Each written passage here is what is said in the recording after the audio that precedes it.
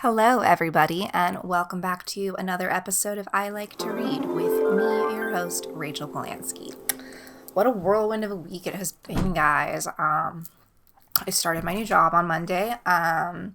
We'll keep the details of the actual company private, but I am going to be doing event producing for virtual webinars and virtual digital events for a large company, and then the clients are from different companies all over the place.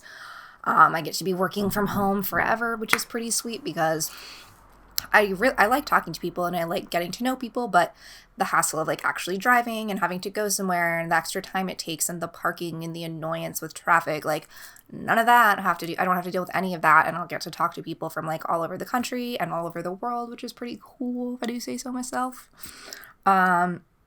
Excuse me. So, yeah, I mean, so far so good. It's definitely like different adjusting to not only like a larger company and how much better organized and efficient they are, especially in terms of their onboarding process and the clear expectations of like what you're supposed to do, at least so far.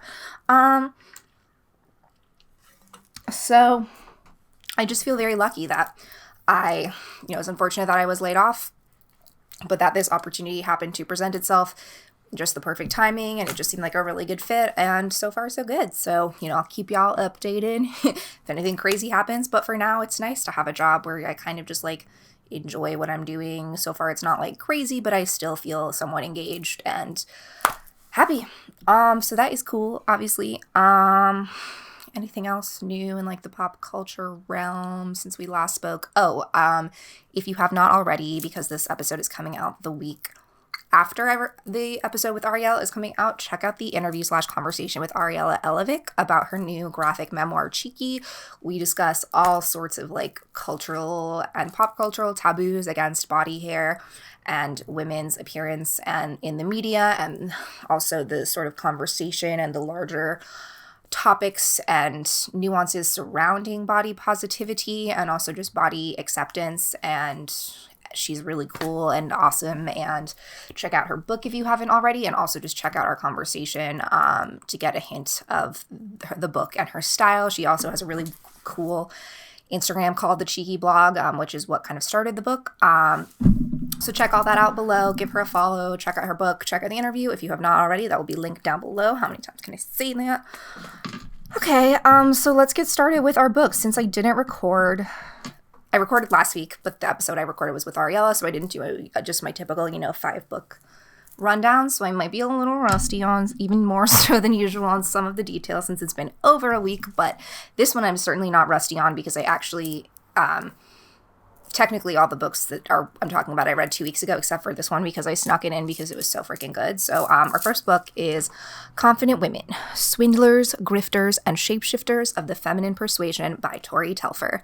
I have loved Tori Telfer for quite a few years. So I first was introduced to her work through the book Criminal Broads, which is all about female criminals throughout history. Similar to this, but of course this one, as the title states, focuses on confident women. And with Criminal Broads, she then started a podcast, which talks about some of the stories from her book, but also just stories that are not in her book. She has interviews with cool people like involved in the crime and con world. So as soon as I knew that this was coming out, I had to put a hold on it on the library, and I'm super lucky, I guess is the word, that literally the day it came out, my hold was available, so I consumed it in about 24 hours because it was that engrossing. So each chapter focuses on one individual woman's story, and then the sort of sections are siphoned off into about like 3 or 4 stories per section, because there are different kinds of con women, as you will learn and are probably aware. Some are swindlers, some are grifters, some are murderers, although most of the crimes in this collection are more of the, the confident, the swindling. So typically there's less sort of the murder and the horror that comes with it, but that doesn't mean that people's lives are not affected. And what was really great is even though I knew like a few of the stories in this, I was really unfamiliar with most of them. And it was just fascinating the way that Tori is a fantastic writer, because everything that she writes is so literary and it feels as if she were actually there. You can tell that she's done so much research, but it feels as if she's really telling you the story. And I'm sure, she takes a little bit of liberty in terms of synchronizing and making sure it flows together, but like it takes a lot to write a really engaging nonfiction book. And I mean, I guess part of it is that these stories are so larger than life and like so ridiculous it is almost like she's writing fiction, but it would be easy to, you know, have all that information but not really know what to do with it. And Tori presents sort of a clear picture of how women and con women in society, especially all over the world, all different kinds of time periods. So it's really just like a fascinating dive. Even if you think you know about confident women, if you don't think you're interested in true crime, this is definitely more interesting because, I mean, not more interesting, but it's definitely a little bit lighter just again because there's less of those like gruesome, horrific, actual murders and actual violence, although it could be argued that these are just as equally destructive, especially like financial violence. Some of the most notable ones, there's a woman, Jeanne de Saint-Remy, who somehow like kind of started the French Revolution and Marie Antoinette, all because of a diamond necklace. And that was a story that I was basically unfamiliar with and a really great way to start off the book. There's some that I was like a little bit more familiar with, like there was there's actually a couple that she's talked about on Criminal Broads. So I was like a little bit familiar with those, but she goes into more detail in the book or goes into it differently. And it's just sort of, you know, it's a really fascinating read.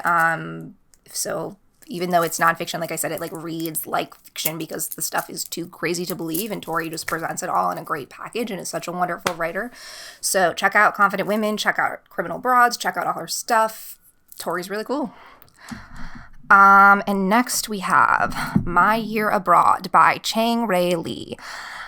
This is just kind of like a sweeping novel about what it means to be abroad in a country, both literally as our protagonist and also sort of like feeling abroad as sort of like someone who's multinational and doesn't really understand like his place fully in like the American society as well. So it's sort of our main character, Tiller, is recounting what happened in his year abroad. He meets another character named Pong, and Pong promises him this life of riches and excitement. So Tiller very easily gets caught up in that. And then it's very clear that it's, you know, maybe not going to go so well. Like, you know, the higher you rise, the further you fall. Won't give away too many details on that, but it's just sort of, it's very fascinating because Tiller almost tells it like a stream of consciousness, like so much is happening, and it does shift a little bit back and forth with the time periods in terms of like, is Tiller abroad? Is he retelling this story? Is he with this new character? So it's like a little hard to follow sometimes. But I think that it's also, you know, shows how we emerge into different cultures and different spaces and how it's messy, and it doesn't always fit into this neat linear timeline because people's journeys are so different, and we take pieces of us from the past into the present and the future. And so just like the mixing of our different experiences and how that makes our identity. I mean, there's a lot about like mentorship and different sort of relationships that humans have with each other beyond just the sort of romantic scope. There's also, despite some darker stuff happening in it, there's like a very sort of wry, matter-of-fact tone. This is the first book that I have read by him, but I am definitely interested in seeing what happens next. So if you are interested in sort of the more, I guess, you know, what makes a person's identity, what a transformative experience can do to you, particularly one that takes you across the nation, and how our different relationships can influence at different times in our life. I'm trying to be a little bit vague because I don't want to give away, like, I didn't know too much about this going into it, and I wasn't really sure where it was going to go, and then I was pleasantly surprised at not knowing where it was going to go. That's always fun when you know, the book surprises you, and you're along for the ride, just like Tiller is telling you. So that is that. Next, we have Betty by Tiffany McDaniel. So Betty is a young woman she is born to a white mother and a Cherokee father, but she lives on the Cherokee reservation. When is this? This is like in the 50s, I think. So she grows up in the Appalachian Mountains, and the story is actually, her name's Betty Carpenter, and I guess it's based on the story of Tiffany McDaniel's mother, which is really cool, even though this is a fictional book. I'm sure that clearly, you know, there is a lot of inspiration in family lore. So Betty grows up as a young girl. She has a lot of siblings because they live on the reservation, because they are lower class, and because she has lived a sheltered life for a long time. She struggles to fit it in school. Almost, it's as if they're looked at as a separate race. They're looked at as dirty. They're looked at as other and less than. So naturally, that's very difficult for a child. This resilience that she grows and the way that she uses writing is, very sort of like that trope of writing as escapism, but also, she's clearly a storyteller from a young age and uses writing and the power of words and prose to escape the horrors that she's living every day. She sees some horrible things that happen, in her life that force her to kind of see her mundane existence and see the trappings if she were to sort of follow the path that is laid out for her, and it enlightens this fire in her if she needs to change her life, and she can do that through the power of words and through the power of writing. And so they live in this small town called Breathed, Ohio. And there's also a lot of so we learn about Betty as it's definitely a coming of age novel, but it's also just about establishing a voice of a young woman in this time period and all the difficult things that she had to go to just to be a storyteller and just to tell her own tale. There are some definitely brutal, more visceral, detailed scenes, especially of sexual assault and animal abuse, and some more detailed things that may be triggering for people, but overall it is a story of hope and resilience and optimism. So I definitely would check it out. I think she's written another book called The Summer That Melted Everything, which I have on my Kindle, but I haven't read yet. So that is TBR, and we'll hopefully make it into an episode soon. But if you're interested in a girl comes of age against a knife, discovering, some truths that may be too young in age, but how that can shape you and the journey that one young girl goes on to find herself.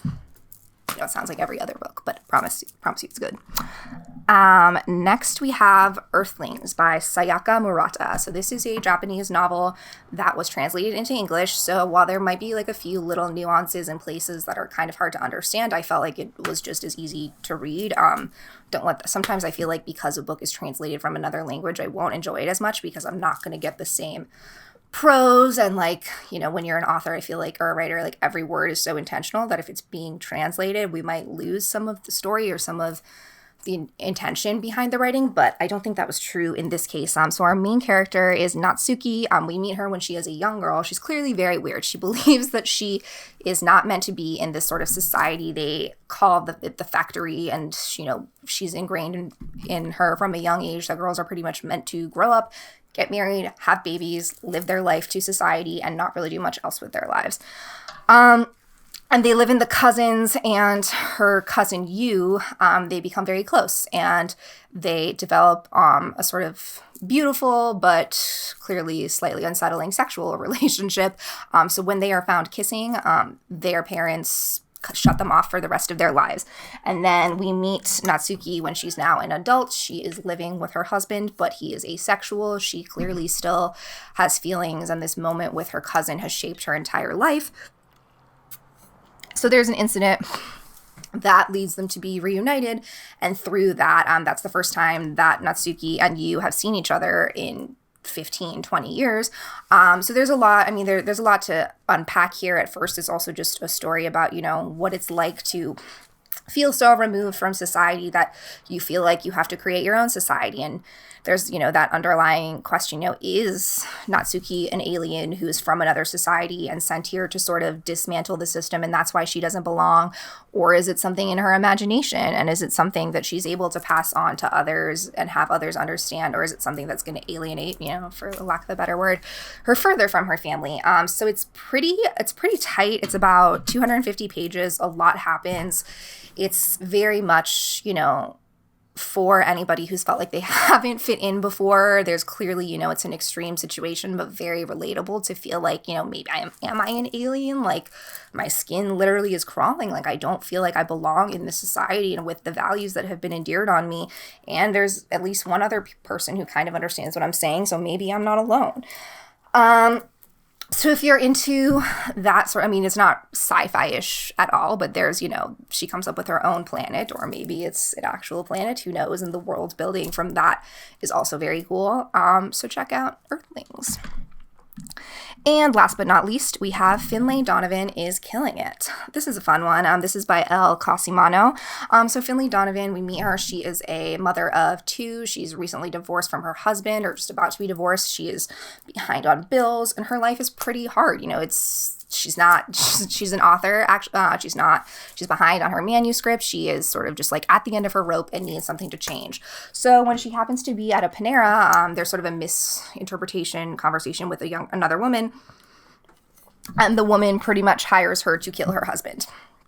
And while the Finlay is, just sort of the typical suburban mom who's by no means a killer, she kind of finds herself tempted, of course, by the idea of this money, because she figures, maybe I can do this, and maybe I could pull this off, and maybe the money's worth it. So the plot kind of ensues from there, and it's ridiculous and fully aware of that in itself, but it is somewhat unbelievable too. Like, the fact that made this so endearing was there's definitely much more humor to it. It's not really like a thriller per se, even though there is a series of murders and questions and who is responsible for this and red herrings and all that. But I think that it's just important to kind of, measure the messiness and the realness of being a mother and being a woman in society. And it's very likely could happen, and we've seen in the news and even with confident women that this happens to real women. But when you get to take the liberties of fiction and enrich these characters and these lives, to see, how quickly, like,